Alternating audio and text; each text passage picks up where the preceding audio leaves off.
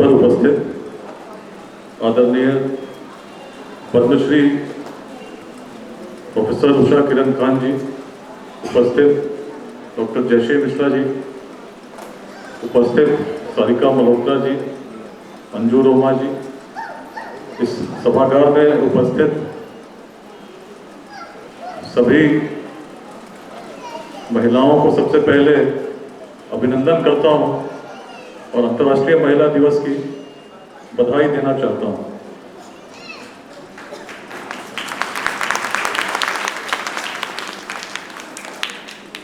महिला दिवस मनाने के बहुत सारे कारण हो सकते हैं, लेकिन मैं मानता हूं कोई भी ऐसा दिवस जब हम मनाते हैं तो इसलिए मनाते हैं कि चिंतन करें अतीत क्या था, वर्तमान क्या है और भविष्य क्या होना चाहिए।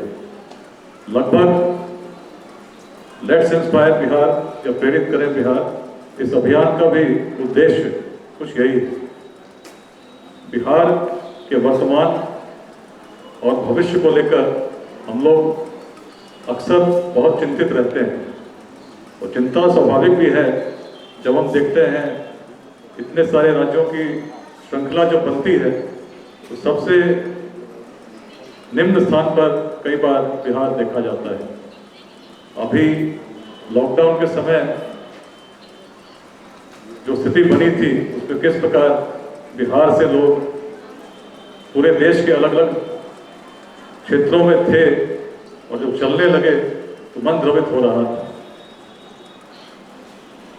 वर्तमान को देखकर जब चिंतित होते हैं और बातें करते हैं तो लोग निराश प्रतीत होते हैं और भविष्य के बारे में पूछने पर कहते हैं कि संभावना है ही नहीं, क्योंकि कारण बहुत हैं जो बिहार को आगे बढ़ने नहीं देते हैं। बहुत सारे कारणों पर चिंतित होकर निराशा प्राप्त होती है। लेकिन जब अतीत को हम देखते हैं तो अतीत में बहुत सारी बातें हमें गौरवान्वित करती हैं। हम स्मरण करते हैं बिहार को ज्ञान के उस भूमि के रूप में जिसमें कभी वेदांत का दर्शन हुआ। पश्चिम उत्तर भारत में वेद लिखे गए, लेकिन मिथिला के क्षेत्रों में, मिथिला के दरबार में ऐसी दृष्टि देखी गई जो उस समय के लिए अद्भुत थी। और उस समय प्राचीन काल में, अभी प्रोफेसर जयश्री मिश्रा बता रही थी, सबसे जो आशान्वित करने वाली बात है उस समय की महिलाओं की सोच। पूरे विश्व में यदि कहीं कल्पना करें, हम लोग बात कर रहे हैं आज से 2500 साल पहले की, तो इतनी उन्नत सोच कहीं और देखने को नहीं मिलती। जिन गार्गी के नाम पर गार्गी अध्याय स्थापित है, उनके साहस की आप कल्पना कर सकते हैं। आज भी भरे सभागार में किसी को द्वंद्व करना हो और जहां मालूम हो कि हर व्यक्ति बैठा हुआ विद्वान है, आराम से साहस नहीं होगा। हर व्यक्ति के मन में संशय होगा, डाउट्स होंगे कि मुझे कुछ बोलना चाहिए या नहीं बोलना चाहिए। और ऐसी सभा थी मिथिला में, राजा जनक के दरबार में, जिसमें पूरे भारत से विद्वान बुलाए गए थे और सब अपनी अपनी विद्वता के बारे में बता रहे थे। आपस में विमर्श हुआ, विवाद हुआ, चुना जाना था कि सबसे श्रेष्ठ विद्वान कौन है। सारे विवाद के बाद उस समय याज्ञवल्क्य सबसे बड़े विद्वान के रूप में उभरे। लेकिन इससे पहले कि उन्हें घोषित किया जाता, उस सभा में एक महिला भी थी और महिला में इतना साहस था कि उस समय के सबसे बड़े विद्वान को उन्होंने चुनौती दी। उन्होंने कहा कि जब तक आप मेरे प्रश्नों का उत्तर नहीं देते तब तक मैं आपको विद्वान नहीं मान सकती। और जो प्रश्न है, एक एक प्रश्न इतना अद्भुत, आपको पढ़ेंगे तो आपको लगेगा कैसे उस काल में किसी महिला का चिंतन इतना दूर तक जा सकता है। इस प्रकार के प्रश्न करके साहस तो चाहिए ही चाहिए, लेकिन चिंतन चाहिए।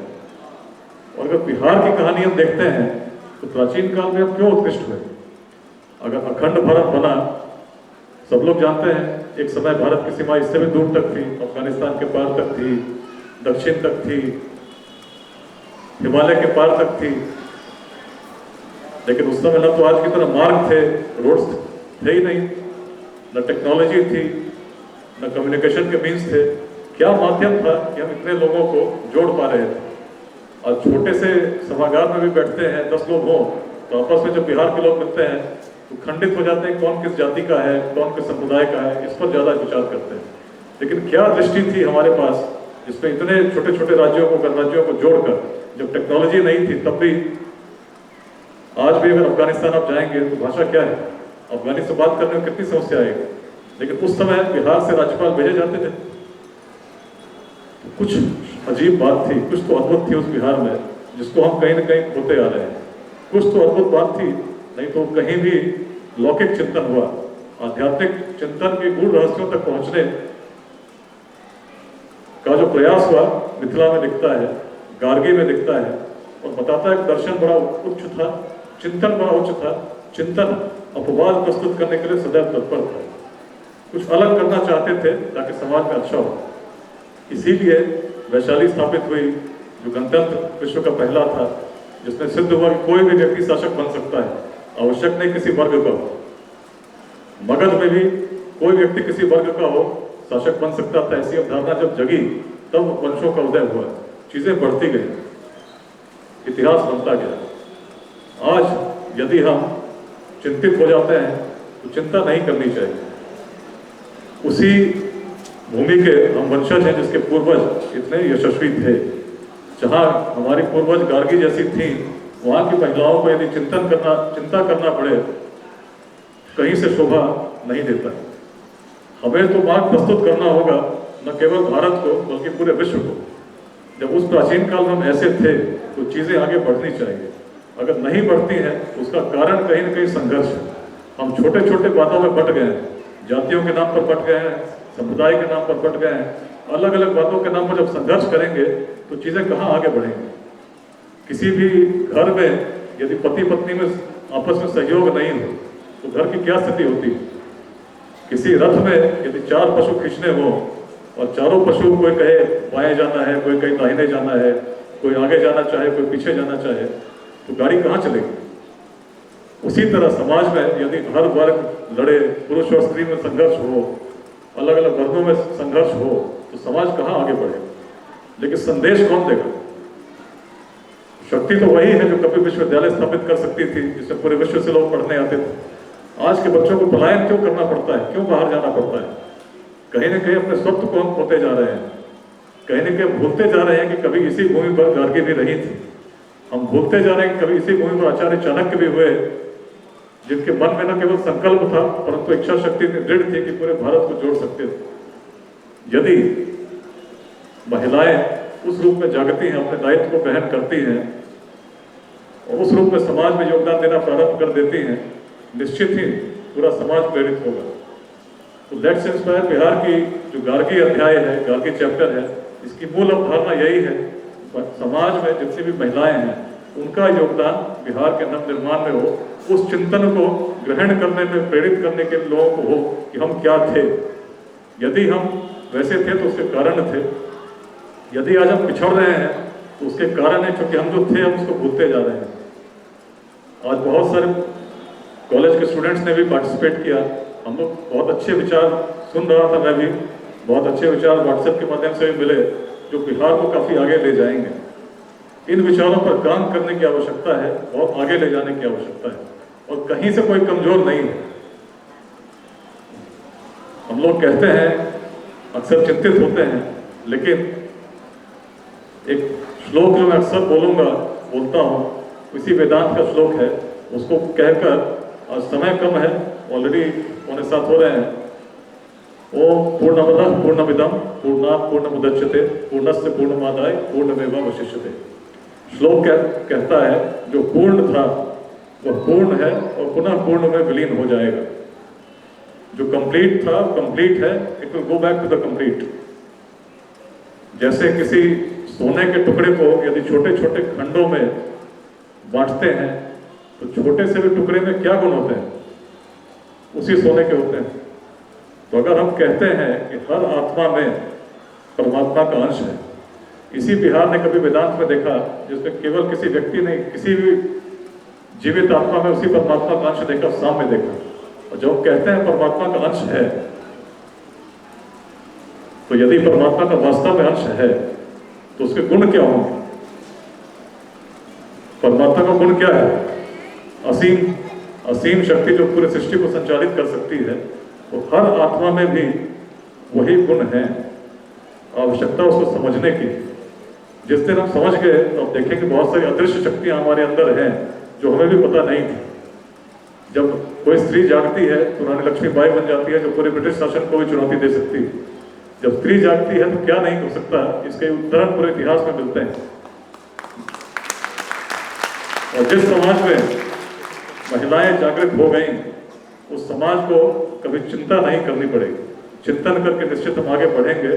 गार्गी अध्याय का उद्देश्य भी यही है कि उस चिंतन को हम धारण करें और बिहार में जहां पर लोग जाति के नाम पर, समुदाय के नाम पर लड़े जा रहे हैं, उनको बताएं कि बिहार का विकास तभी होगा जब आप छोटे छोटे बातों से ऊपर उठेंगे, ऊर्जा अपनी लगाएंगे शिक्षा के विकास में, समतापूर्वक समाज के निर्माण में, उद्यमिता के विकास में। दूसरा कोई कहीं से नहीं आएगा। समस्याएं अपने आप दूर नहीं होती, समस्या दूर करने के लिए प्रयास करना पड़ता है। और हर व्यक्ति में इतनी शक्ति है जिसमें पूरे बिहार को बदलने की पूरी क्षमता उसके अंदर विद्यमान है। आवश्यकता मिल के साथ चलने की है, क्योंकि समाज को नुकसान दुर्जनों के दुष्कृत्यों से उतना नहीं होता जितना सज्जनों की निष्क्रियता से होता है। हम लोग मिले, जिनके भी मन में सकारात्मक भाव हैं, जुड़े, और उसमें महिलाओं की भूमिका सबसे अधिक महत्वपूर्ण है। इसी कारण से हम लोग चाहते हैं कि हर जिले में महिलाओं के भी अध्याय स्थापित हों। आज बिहार के हर जिले में लेट्स इंस्पायर बिहार अभियान के अंतर्गत महिलाओं के अध्याय स्थापित हैं। संख्या कुछ जिलों में कम है, कुछ जिलों में बहुत अच्छी है। महिला अध्याय की तरफ से ये पहला कार्यक्रम आज पटना में हो रहा है, जिसको बिहार के अनेक जिलों में करने की योजना है। आज के दिन पटना के अलावा समस्तीपुर और सिवान में भी छोटे कार्यक्रम हुए हैं, जिसमें लोगों को सम्मानित किया गया है जो समाज में अच्छा योगदान दे रहे हैं। आज हम लोग बहुत भाग्यशाली हैं। प्रोफेसर उषा किरण खान हमारे साथ हैं, उनका आशीर्वाद हमें प्राप्त हो रहा है। और जितने भी लोग चुने गए हैं, बड़े पारदर्शिता के साथ नॉमिनेशन हम लोगों ने मांगे थे। एक बोर्ड बैठी थी जिसने निर्णय लिया है, और इस परंपरा को हम लोग आगे ले जाएंगे। उद्देश्य यही है कि बिहार में जो महिलाएं अच्छा काम कर रही हैं, उनको हम एक प्लेटफॉर्म दें जिससे कि लोग उनके बारे में जान सकें और इस प्रकार का प्रोत्साहन उनके अंदर हो कि अपनी क्षमता के बारे में कभी उनके मन में संशय नहीं हो। हम उनके साथ हैं, कभी भी कोई आवश्यकता हो, किसी सहयोग की जरूरत हो, क्योंकि समाज तभी बढ़ता है जब संघर्ष को त्याग कर सहयोग की भावना को जन्म देते हैं। तो जो भी प्रतिभागी इस कार्यक्रम में सम्मिलित हुए, जिनको हम पुरस्कृत करेंगे, सबको मैं विशेष रूप से बधाई देना चाहता हूं। और हमारे गार्गी पुरस्कार केवल एक पुरस्कार नहीं है, एक अवधारणा है। जिन को हम सम्मानित कर रहे हैं, उनसे अपेक्षा है कि गार्गी की तरह मौलिक चिंतन करके समाज को प्रेरित करेंगे और अपने बिहार के नव निर्माण में योगदान देंगे, क्योंकि हम बिहार को वहाँ ले जाना चाहते हैं जहाँ इतिहास में भी बहुत उससे कहीं बहुत अग्रणी और सिद्ध भविष्य में हो। जब कुछ नहीं था, मार्ग नहीं थे, टेक्नोलॉजी नहीं थी और सूचना के तंत्र नहीं थे, तब तो हम इतने अग्रणी थे। और जब आज साधन है, मार्ग भी है, टेक्नोलॉजी भी है, सूचना के तंत्र भी हैं, तो अवरोध कहाँ है? अवरोध चिंतन में, दृष्टि में है। उसको पुनः जागृत करना होगा, बदलना होगा, संघर्षों को मिटाकर सहयोग करना होगा और सभी को प्रेरित करना होगा सही दिशा क्या है। 100 लोग गलत रास्ते पर चल रहे हों, लेकिन 5 व्यक्ति खड़े हो गए जो सही मार्ग बताएंगे, तो आप देखिएगा बाकी 100 चलने वाले सही मार्ग पर कुछ समय जरूर आ जाएंगे। सभी को महिला दिवस के अवसर पर हार्दिक शुभकामनाएं। जो श्रृंखला आज बनी है, ये बस प्रारंभ है। बहुत दूर जाना है, बिहार को बहुत आगे ले जाना है। धन्यवाद, जय हिंद।